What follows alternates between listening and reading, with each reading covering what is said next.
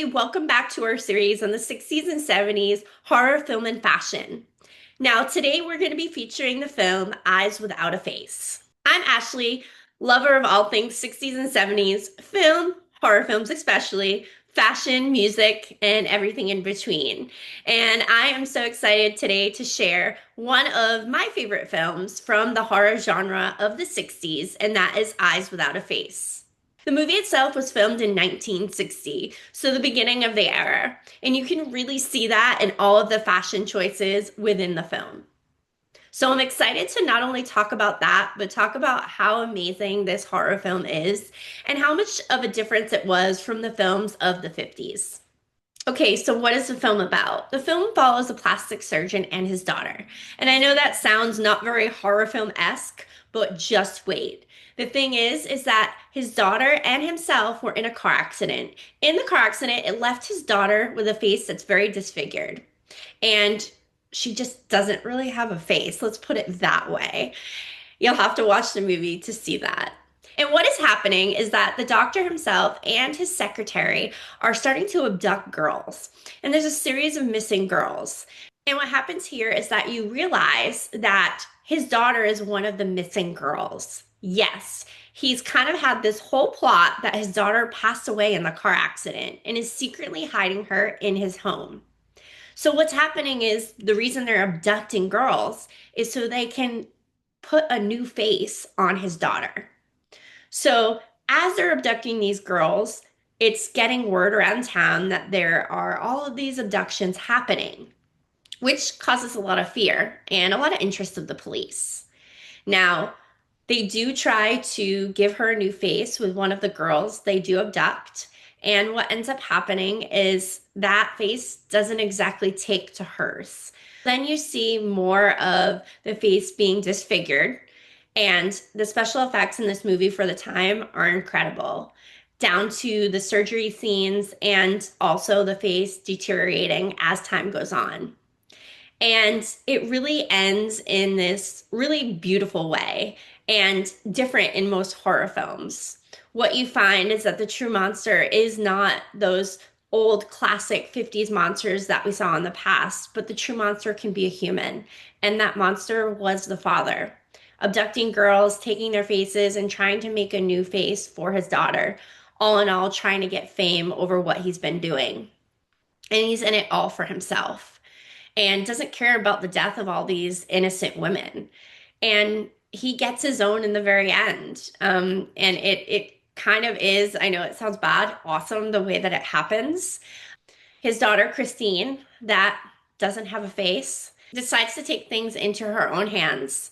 She releases one of the abducted girls and releases all the animals that her father has done experiments on. As releasing the animals attack the father and disfigure his face, leaving him again the true monster. It ends with the girl Christine leaving her home with doves walking in the forest alone. And I love that they did this because really, if we think about that and birds and giving them freedom, she's walking with the birds and now she has freedom, true freedom from her father and her fake death. So it does end on that note, which again kind of leaves it a little bit open, but also too was so different from those classic Universal monsters of the 50s. It was a suspenseful movie. It was full of gore that was really different from what was in the past. And it is an iconic film on its own right. The film was very shocking, like I said, for its gore in the 1960s. And in certain cases, when the film was shown in movie theaters, people were passing out and couldn't believe the gore they were seeing on the screen. In the old classic Universal monster movies of the 50s, there wasn't really a lot of gore. It was just scary monsters. This was something that was extremely new, from the surgery scene all the way through to the disfiguration of the girl's face. The film was definitely controversial for its time because of the gore, but it did inspire the likes of John Carpenter. And the reason I say that is a couple things. It inspired the gore factor of the way that it shows like blood and a surgery and things like that happening It's not over the top like the gore that we see in the like 80s and 70s slasher films. It's very almost artistic. And the other is the face, the blank face that Christine, the girl, wears to cover all of her disfiguration in her face was actually inspirational to the Mask of Michael Myers, which is a blank kind of emotionless face. And that is a image that a lot of people think of when they think of Eyes Without a Face, but also the movie Halloween. So now let's talk about some of the standout moments in this film. Now that we've run through kind of the plot. The first thing that stood out to me was the creepy music. In the very beginning, you hear this music that really kind of puts you on edge. It's definitely creepy, but also very suspenseful. And they use it throughout the film to rise the suspense as you're watching. Now, you don't know what to expect watching this movie, and I'm sure everybody in the 1960s didn't really know what to expect either. And that was the beginning. When the woman, the secretary, is driving in the car, you hear the music, but then all of a sudden you see somebody in the back seat of the car. So you kind of get nervous, but you also suspect that maybe that person is going to hurt her. And in fact, it's not it at all. And that's what really makes this film like great because there's so many like situations in the film where you think something's going to happen and it doesn't. And what you find out is that the person in the back of the car is one of the abducted girls and she's dead. So she's not definitely going to hurt the secretary, and the secretary actually ends up tossing her in the river. In a movie, it's such a what's going to happen, and then you find it's something totally different than you think. Overall, too, the shots of the movie were really beautiful. The way that they filmed the house, the way that they filmed the scenes when they were in the city or driving, it was really artistic and it brought into the play of horror movies that this wasn't seen before of like beauty and horror. And I think that's why this film does stand out quite a bit. Now, the first time you do see the daughter, Christine, she has her face covered, crying into a pillow. And it kind of leaves it up to the imagination as they do back shots of her head talking to the secretary, like what her face actually looks like. And they wait to show you that face, but I love the fact that they didn't show you because it leaves it up to your imagination, which can be 10 times scarier. And ultimately, I felt like it would have been great if they never showed her face because then it would have been even kind of more scarier. Kind of like think about like Rosemary's Baby, how they never showed the baby. But they eventually show you the face. But I love in the beginning that they didn't and left it up to your imagination to kind of scare you a little bit more. Now, they eventually do show you her face, but with the mask on. It's an emotionless face, and really all that can convey emotions is the eyes. And it is creepy. It's an image that is very iconic, and I think the creepiest part is when she is walking through the house. There's multiple shots of her walking through the house, and just with that emotionless face, it makes it just creepy. And I loved that. I thought it was so great. And it did. It reminded me of, because again, an iconic emotionless face is Michael Myers. It reminded me of that. It was actually really just disturbing. Her, kind of flowing through this house with this emotionless face, and all you could see were her eyes. And her eyes really had to convey how she was feeling. And again, that goes back to it being beautifully shot, but yet a horror film. And that was so new to this time. When they did finally reveal her face, it definitely was a jump scare. And for the time, great. The way that they kind of showcased it, and you really didn't know what to expect. It made you jump, and you felt what the abducted woman felt when she saw her face. You were shocked, but you were also taken aback and scared. And I loved how they portrayed that because it was like you were in the film, you were that person. And that was, again, very different for the times. It was very artistically smart on their end to make it that way in this film. Now, the surgery scene.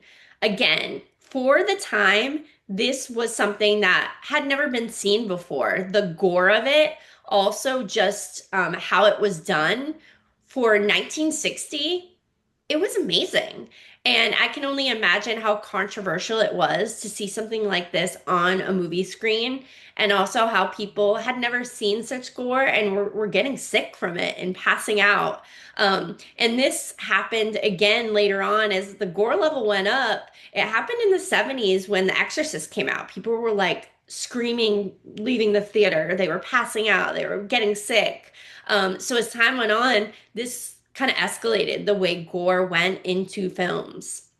So we first see it in Eyes Without a Face. And if you watch this scene, it is like it's not scary, it's just like it's pretty like realistic in the way that they do it, in the way that they show the blood. And it's honestly in a way beautiful. It's it's like an art of itself. And I absolutely love that. I thought it was shot so great. And it even like sparks conversation as you're watching it. I know. And I'm sure in the 1960s it probably was a conversation starter too. But probably for a lot of people, just so shocking that they didn't know what to say. Now, after Christine does get her new face, they do show it afterwards and how beautiful the face is. And unfortunately, it doesn't take to her skin, and it starts to deteriorate. And they show this in like shots, and like over time, like how her face starts deteriorating slowly. And the makeup for 1960 was phenomenal. It was so good. And I really did enjoy how they showed that progression of it deteriorating, and the way that they slowly showed how this face wasn't taking, and that, it was a process. It was great because you got to remember makeup in the past horror films were of the monsters. So that is a totally different type of makeup than we're seeing of kind of realism of maybe skin deteriorating. It was a different type of makeup. It was trying to be more realistic along the lines of, someone getting surgery and what could happen, as opposed to Frankenstein with his bolts in his neck. It's a totally different breed. Now, let's talk about the ending because that I thought was the most iconic of the film. And that is where Christine finally just is like, this isn't right. I don't want to continue going down this path. I don't want my father to keep, experimenting on humans and animals. And she frees an abducted woman, and she ends up releasing all of the animals. And doing so, her father gets mauled by all these animals, and his face gets disfigured by the animals. And it's almost poetic justice at this point. And the whole time, the real monster wasn't Christine and her lifeless, emotionless face. It was the doctor. He's experimenting on humans, innocent animals, and also trying to get fame off of doing all these things and having all these accolades. And he is truly the monster. And he truly becomes that once his face is disfigured. And it is a little bit of justice in a way. And again, a different type of horror film, a psychological horror film, a very kind of thoughtful horror film in the fact that not just the Wolfman and Dracula can be monsters, but a doctor, a human being can be a monster. And that's how it ends. And I think that is so great. It's such a, again, for the time, a different type of horror than anyone had ever seen. And we go then to that last shot of Christine walking through the woods with doves on her, and just showcasing that now she has that freedom that she's always wanted. And it's kind of a beautiful shot of her in the woods, just walking away from the awful life that she had, being almost imprisoned in her own home and thought to be dead. And I love that. I think that is the shot everybody knows when they think of Eyes Without a Face, is that last shot of her in the woods, or just the shot of her in her emotionless face and the eyes peeking through that mask. And I think this movie is almost a little bit underrated. Some people just don't know about it. Um, they maybe know of it, but they've never watched it. And if you love, 60s fashion, and if you love horror, I think this is a must watch on your list. It is beautifully shot and just has a great story. And I know we kind of talked in some of our last videos that some of the stories don't hold up really great. This one does. It has a great story. It's shot beautifully. And also, too, the makeup for 1960 was just amazing. Now let's talk about the fashion of 1960's Eyes Without a Face. So, what was the fashion like in 1960? Well, the year was transitioning from polished 50s style to a more youthquake of the 60s. So we were coming off the 50s, very polished, prim and proper, and now we were starting the 60s. So we were transitioning into a more kind of youthful, looser clothing that was a little bit more not only, like I said, youthful, but also just more comfortable and like user friendly. People could do things in their clothing and they weren't so kind of in these big, poodle skirts that they could only do certain tasks in. It was a lot more of now we're going to wear things that are a little bit more, what's the word? Not user friendly, but a little bit more versatile in what you could do in the actual clothing. And if you want more on the 1960s fashion, you can head over to my video and I will showcase that here and link it in the bottom of the video. But you can go over to my timeline series and 1960 is already up. We're going through the decades of 1960 through 1979, the film and the fashion. So make sure you check that out. So what were the trends of 1960? First and foremost is the Jackie look. This was by the iconic First Lady, Jackie Kennedy. She wore a lot of pillbox hats and matching tailored suits, and she made this super trendy. Another trend was the shift dress. This was really taking away from that polished skirt look of the 50s and a more geometric look. A lot more comfortable, a lot more versatile in things that you could do in the dress. And it was a big step away from that 50s look. Also, capri pants came into play. They were slim fit, usually mid calf, and this was made popular by Audrey Hepburn and a lot of other famous artists at the time. So this look was really popular with either a shirt, a blouse, sometimes a sweater, sometimes a tank top in the summertime, and it could be worn with many different types of shoes, usually flats. And it was a very laid back look for a woman in the early 1960s. Now, you'll see a lot of these fashion looks in the movie and showcased throughout it, especially coats and evening wear. What was hair and makeup like in the 1960s? Well, you have a lot of makeup looks that were focused on the eyes. We're now transitioning into that into the 60s, and you'll find later on in the 60s, the eyes were the main focus. So for 1960, you were seeing a lot of cat eye looks, a lot of starting to wear lashes, so too a more matte look on the face. As for hair, beehives were all the rage and also bouffants, which were a little bit similar. And you'll see a lot of that hairstyle in this film, more of the bouffant shown. And then also with the makeup, you will see a lot of winged liner and lashes. Specifically, the secretary has an amazing winged liner look throughout the film. Now let's talk the fashion in this film. The hair, the makeup, all the things in between. First and foremost, the secretary. She has amazing style in this film. Throughout the movie, she is showcased a lot. There are a lot of closer shots of her just alone in the car, and this is where you really see her beautiful cat eye look. And this was something that really stood out to me. I love a cat eye. I usually wear it pretty much every day. It's like my favorite look, my go-to look, so to speak.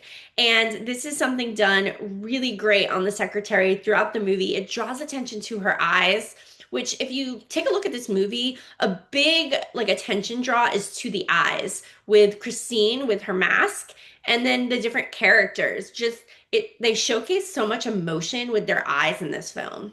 Not only is her makeup great, but also her style.